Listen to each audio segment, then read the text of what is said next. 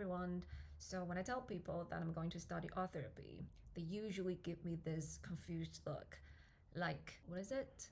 Is it a painting class?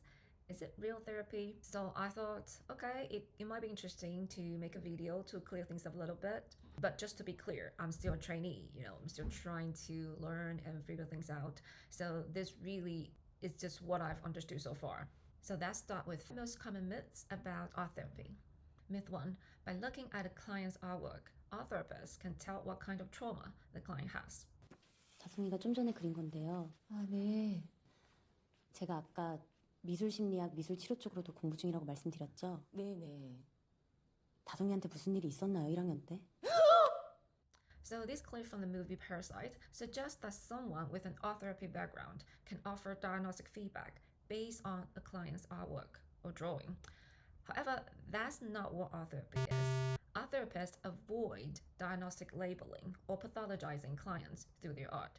Instead, how the client interprets their own artwork is crucial to understanding what the shapes, colors, or possible symbols mean to them.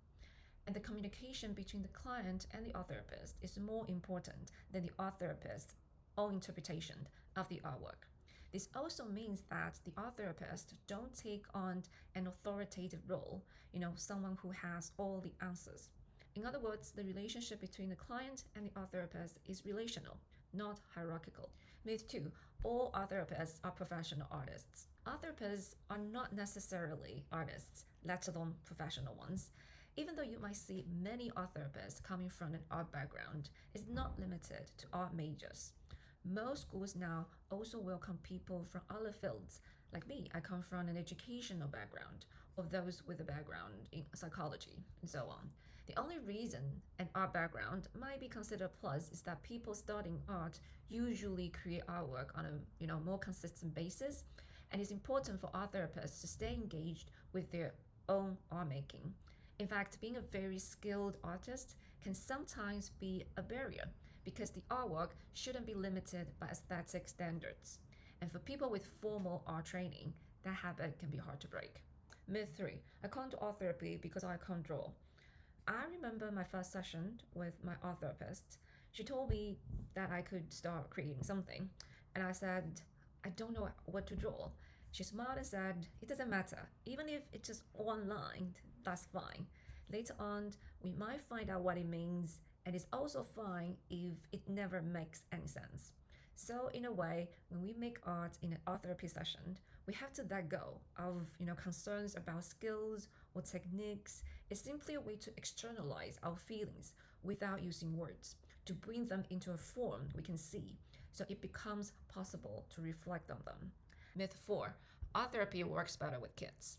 Well, most people think that because we often describe art therapy as a way to express complex thoughts and feelings. And children, of course, don't always have the words to do that. But art therapy isn't just for kids. Regardless of age or vulnerability, it can support anyone going through a life challenge, finding it hard to take things in, or struggling to express emotions in words. Sometimes we just need another kind of language, a visual one, for the things words can't capture. If you really think about it, human experience can't be completely reduced to words. As Carl Jung once said, often the hands know how to solve a riddle with which the intellect has wrestled in vain. Finally, I want to wrap up this overview by showing you a graph from David Edwards' book, Art Therapy. It illustrates the triangular relationship.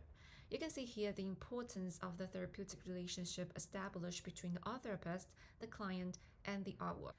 And you can also see how each part interacts and influences the others.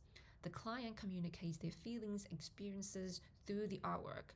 The therapist responds both to the artwork and to the client, and the artwork itself becomes a bridge that connects the two. So that's all for now. Hopefully I've made art therapy a little less mysterious.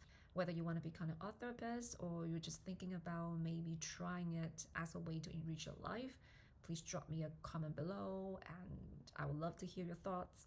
Thanks for watching.